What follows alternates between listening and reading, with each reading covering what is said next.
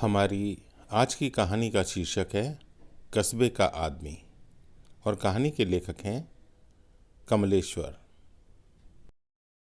सुबह 5 बजे गाड़ी मिली। उसने एक कंपार्टमेंट में अपना बिस्तर लगा दिया।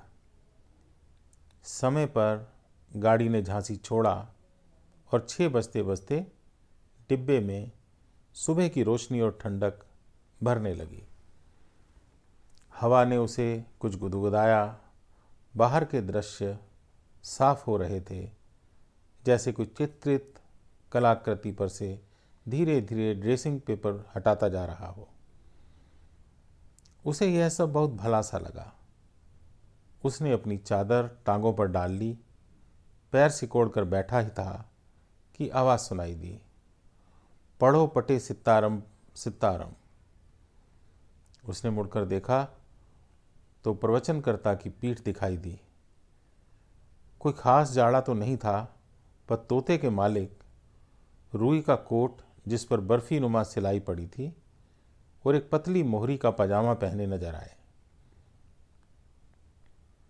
सिर पर टोपा भी था और सीट के सहारे एक मोटा सा सोटा भी टिका था, पर ना तो उनकी शक्ल ही दिखाई दे रही थी और ना ही तोता। फिर वही आवाज गूंज उठी, पढ़ो पटे सितारम सितारम। सभी लोगों की आंखें उधर ही ताकने लगी। आखिर उससे ना रहा गया। वह उठकर उन्हें देखने के लिए खिड़की की ओर बढ़ा। वहां तोता भी था और उसका पिंजरा भी, और उसके हाथ में आटे की लोई भी, जिससे वे फुर्ती से गोलियां बनाते जा रहे थे और पक्षी को पुचकार पुचकार कर खिलाते जा रहे थे। पर तोता पूरा तोता चश्मी था। उनकी बार बार की मिन्नत के बावजूद उसका कंठ नहीं फूटा।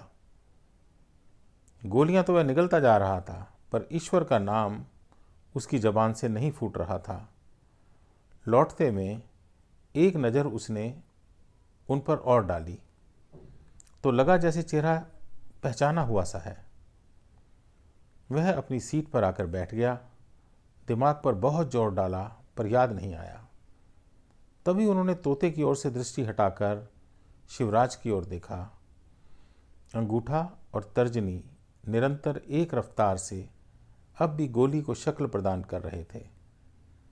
माथे पर लहरें डालते हुए और आंखों को गोल कर कुछ अजीब निरीह सा मुंह बनाकर वे शिवराज को संबोधित करते हुए बोले, शिब्बू, शिवराज है ना तू? और अपना नाम उनके मुंह से सुनते ही उसे सब याद आ गया। ये तो छोटे महाराज हैं। ये जाति के वैश्य थे, पर कर्म के कारण महाराज पुकारे जाने लगे थे। म्यूनिसिपैलिटी की दुकानों के पास वाली इमली के नीचे बैठकर वे पानी पिलाया करते थे। कस्बे की सबसे रौनकदार जगह वही थी।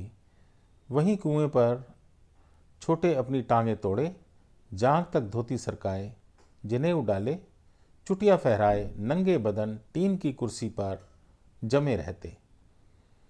गांव वाले पानी पीकर एक आध पैसा उनके पैरों के बीच उसी कुर्सी पर रखकर चल देते। पैसा पाकर वह सामर्थ्य भर आशीर्वाद देते। जब एक कूल्हा दर्द करने लगता तो दूसरी तरफ जोर डालने के लिए थोड़ा सा कसमसाते, और इसमें अगर कहीं कुर्सी ने खाल दाब ली तो 3-4 मिनट लगातार कुर्सी को गालियां देते रहते। लगे हाथों ननकू हलवाई को भी कोसते, जिसने प्याऊ के लिए यह कुर्सी दी थी। तब छोटे महाराज की उम्र कोई खास नहीं थी, यही 35-36 के करीब रही होगी। छोटे महाराज के बाप दादा सोने चांदी का काम करते थे। काफ़ी पुराना घर था, दुकान थी, पर जब बाप मरे तो छोटे की उम्र बहुत कम थी। माँ पहले ही स्वर्ग सिधार चुकी थी। बाप के मरने के बाद दूर के रिश्ते की एक चाची आकर सब देखभाल करने लगी। फिर बहुत बड़ी बड़ी चोरी हुई और छोटे का घर तबाह हो गया। चाची को तीरथ की सूझी तो छोटे को साथ लेकर चल दी। खर्चे की जरूरत पड़ने पर एक मुख्तार से जब तब रुपए मंगवाती थी। छोटे साथ थे सो रसीद भेजते रहे। आखिर जब तीरथ से वापस आए तब 5-6 बरस मकान में और रहना हुआ। फिर मुख्तार ने मूल और ब्याज के बदले एक दिन मकान कुर्क करा लिया। गवाही में छोटे के हाथ की रसीदें पेश कर दी गईं और औने पौने में मकान झाड़ दिया। तब से उनकी चाची ने जनाने और अस्पताल में नौकरी कर ली और छोटे बिस्किटों का ठेला लगाने लगे। घूम घूम कर बाजार की सड़कों पर चीखने लगे, 1 पैसे में 50 बिस्किट, इनाम जितना लगाओगे उतना पाओगे। ठेले में मैदे के छोटे छोटे बिस्कुटों का ढेर लगा रहता। एक कोने पर एक बड़ी सी फिरकनी रखी थी जिस पर नंबर के खाने बने रहते और उस पर एक सुई नाचती रहती। जब कोई पैसा लगाकर घुमाने वाला ना मिलता तो खड़े खड़े स्वयं घुमाते रहते। जितना नंबर आता उतने बिस्किट गिनते और फिर ढेर में डालकर अनाज की तरह रोड़ते रहते। कभी करारे करारे 20-25 छांट लेते, सुई घुमाते और अंटी से 1 पैसा निकालकर पैसा रखने वाले फूल के कटोरे में झन्न से मारते और जितना नंबर आता उतने गिनकर बाकी ढेर के सुपुर्द कर जलपान कर लेते। लेकिन इस तरह कैसे पेट पलता। फिर एक होम्योपैथिक डॉक्टर की दुकान को रोज सुबह खोलते तथा झाड़ने पोंछने का काम ले लिया। 2-4 घरों का पानी बांध लिया। तड़के उठकर 4-4 डोर खींचकर डाल आते और डॉक्टर की दुकान की सफाई आदि करके कोने में पड़े मोड़े पर इज्जत से दोपहर तक बैठे रहते। डॉक्टर साहब की अनुपस्थिति में मरीजों के हालचाल पूछ लेते, कुछ देसी दवाइयों के नुस्खे बताते और जर्मन दवाइयों की अहमियत भी समझाते। तभी से छोटे अपने को बहुत कुछ एक छोटा मोटा वैद्य समझने लगे थे। मरीज की दशा देखते ही रोग का ऐलान कर देते। तमाम रोगों के इलाज पर उन्होंने दखल जमा लिया था। जब मोतियाबिंद हो जाने के कारण डॉक्टर साहब को दुकान बंद कर देनी पड़ी तो छोटे अपनी कोठड़ी में ही एक छोटा सा औषधालय खोलने का मंसूबा बांधने लगे। रतनलाल अत्तार के यहाँ से 8-10 आने की जड़ी बूटियाँ भी बंधवा लाए, जिन्हें घोंट पीस कर कपड़ छन करके सफ़ेद शीशियों में भरा और ताक में सजा दिया। फसली बुखार, हरे पीले दस्त, नाक कान सिर दर्द की हुक्मी दवाइयाँ बांटने का ऐलान भी कर दिया। पर गली के परिवारों का सहयोग ना मिलने के कारण उन्होंने इस नेक इरादे को छोड़ दिया। सारी हकीमी दवाइयों को थोड़ा थोड़ा करके चूरन की पुड़ियों में मिलाकर उन्होंने आखिर अपने पैसे सीधे कर लिए। इस तरह के ना जाने कितने घरेलू धंधे उन्होंने चलाए। जन्म से वैश्य होते हुए भी प्रकृति से परोपकारी होने के कारण उन्हें ब्राह्मणत्व भी प्राप्त करना ही था। इसलिए जब गली टोले के लड़कों ने उन्हें प्याऊ पर बैठे देखा और चमकदार काली पीठ पर जनेऊ दिखाई दिया, वे वंशगत भावनाओं से अनजान कर्मगत संस्कारों के आधार पर उन्हें महराज पुकारने लगे। तभी से छोटे लाल छोटे महराज हो गए। जिस इमली के नीचे वह बैठते थे उस पर दैव की कृपा से महूक ने छत्ता धर लिया। 2-1 दिन अंधियारे पाक में जाकर स्टेशन के पास से एक कंजर पकड़ लाए। छत्ता बटाई पर तय हो गया, पर छोटे महाराज शहद का क्या करते। चलते वक्त उसे कस दिया कि आधे दाम कल आ जाएं। पर महीना भर टल गया। झोंपड़ी पर तकादा करने पहुँचे। नगद पैसे तो नहीं मिले। अच्छी खासी डांट लगाकर पैसों के बदले में तोता छांट लिया। कंजर ने मिन्नत की कि तीनों तोते पेशगी दामों के हैं, इस बार जाएगा तो उनके लिए भी पकड़ लाएगा। पर छोटे ना माने।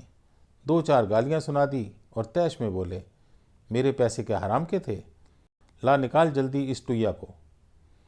और तभी से यह तोता उनके पास है, जिसे जान की तरह चिपकाए रहते हैं।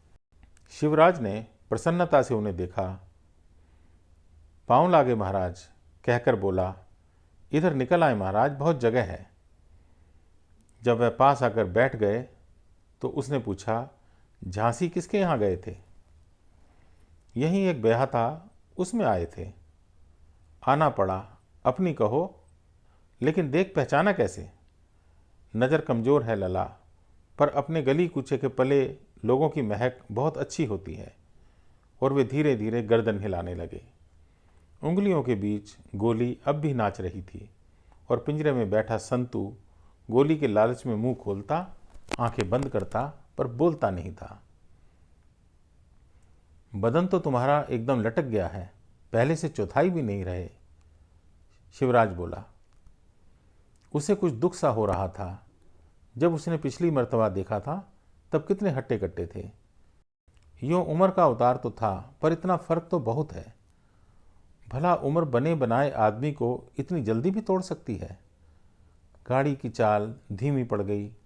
छोटे महाराज ने संतू के पिंजरे को तनिक ऊपर उठाया, उसकी ओर प्यार भरी दृष्टि से निहारते रहे। तोता कुछ बोला। बड़े स्नेह से पुचकारते हुए शिवराज को बताने लगे, इसका नाम संतू है, यानी संत जब बोले तो बानी बोले। हाँ, संत बानी सीताराम। इतना कहते कहते वे अपनी ही बात में डूब गए। गाड़ी रुकी। कोई मामूली सा स्टेशन था।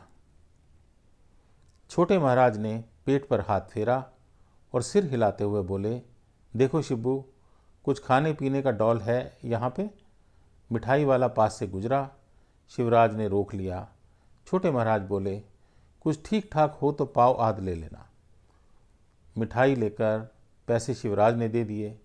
दोनों हाथों से दोना पकड़कर शिवराज के सामने करते हुए वह बोले, लो शिब्बू, चखो तो जरा, अच्छी हो तो पाव भर और ले लो।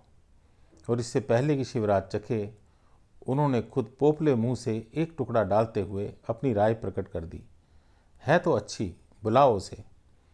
शिवराज को बात कसक गई। वह चुप ही बैठा रहा।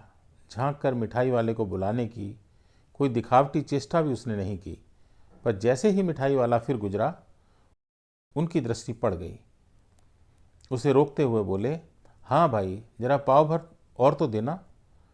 फिर शिवराज की ओर मुखातिब होकर बोले, ले लो शिब्बू, असल में बात यह है कि मुझसे अब कोई ऐसी वैसी चीज़ तो खाई नहीं जाती, दांत ही नहीं रहे।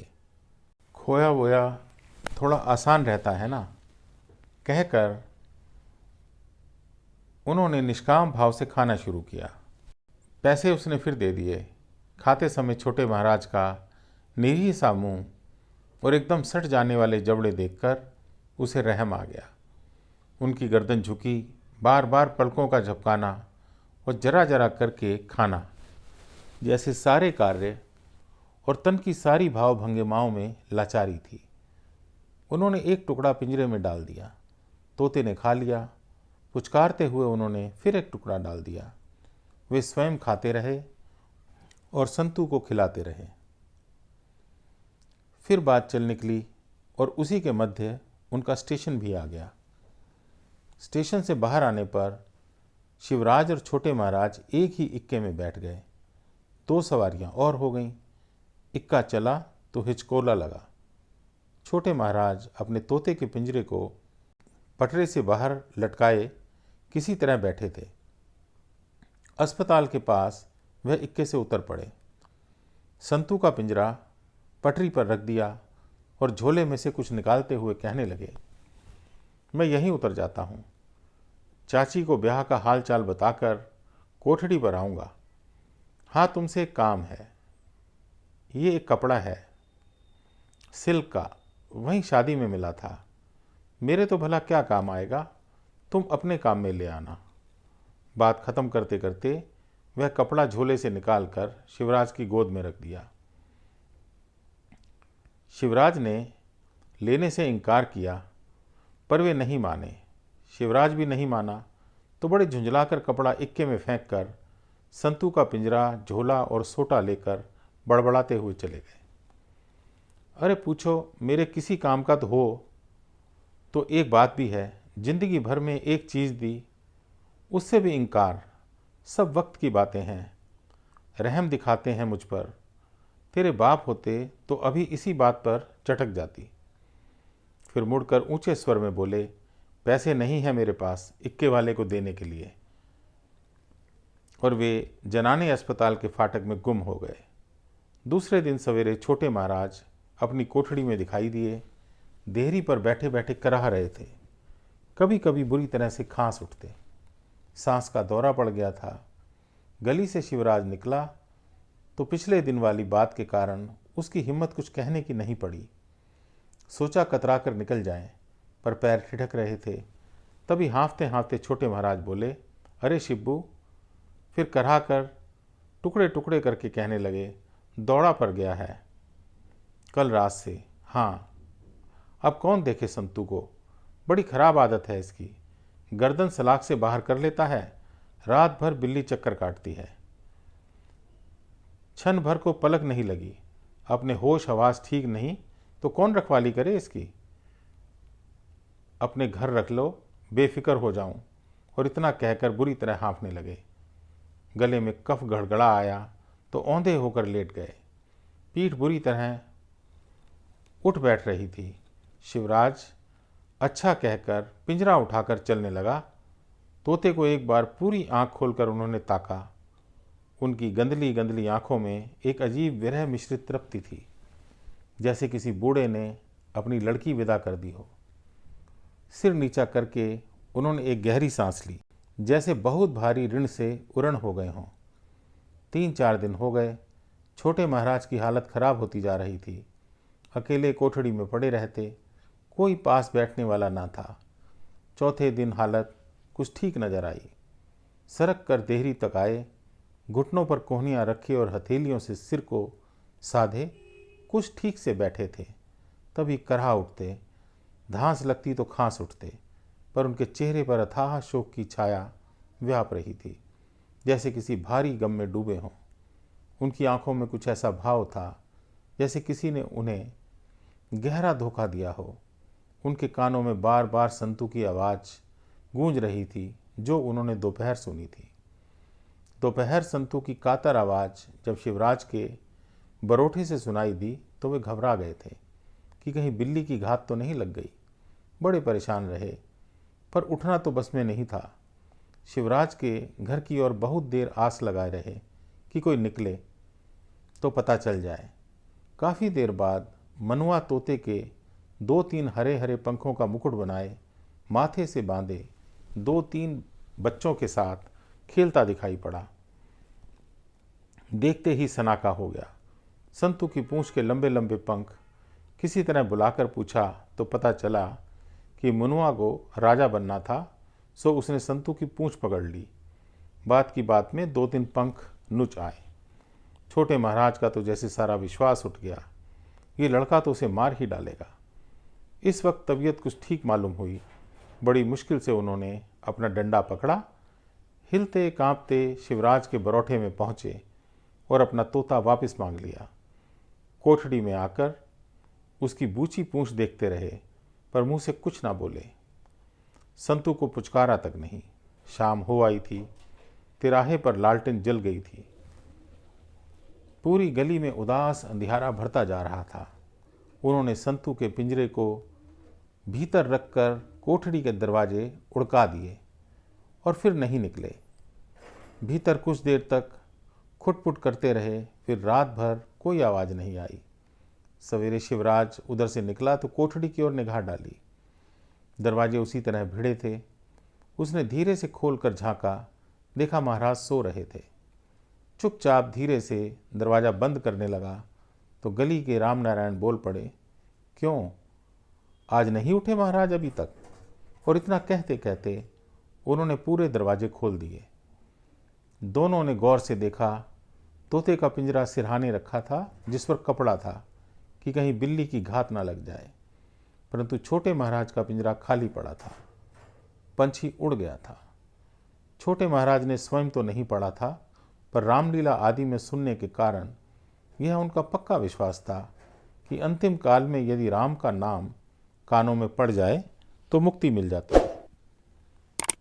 पता नहीं उनके अंतिम क्षणों में भी संतू तोते की वाणी फूटी थी या नहीं।